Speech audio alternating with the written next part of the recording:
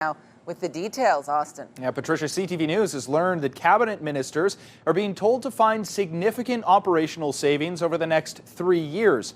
And unions warn that means job cuts are likely coming. The Prime Minister promised caps and not cuts. And it definitely feels like the public service workers are going to be bearing the brunt of this. Letters have been sent out to Prime Minister Mark Carney's cabinet ministers, directing them to come up with a plan by the end of the summer to slash spending, and that has some public servants concerned. We're starting to talk about it. So far hasn't impacted our department yet, but we're going to find out by the end of August. So the mood is, a little lower.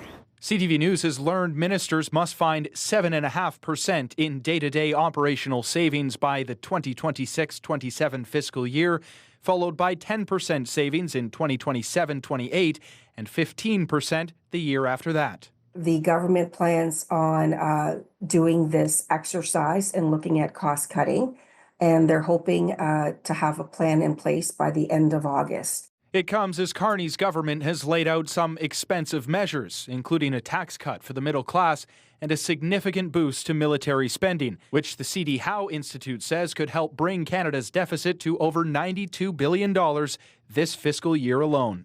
You need to either look at a source of revenue that isn't personal or corporate income taxes, or you have to look at spending cuts. Possibly you have to look at both, because the increase in defense spending to 5% of GDP takes us into territory we haven't been in since the early 1950s. Those spending cuts could come in the form of layoffs, but the Public Service Alliance of Canada says there are other ways to fill the gaps. By cutting costs to consultants, as well as reversing the mandate to a return to office, you can save billions of dollars.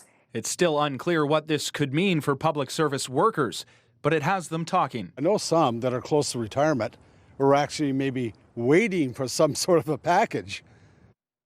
And we reached out to the Treasury Board president for an interview today, but he was not available. This all comes as the federal government prepares to table its 2025 budget this fall. Patricia. CTV's Austin Lee live for us tonight. Thank you. And you can download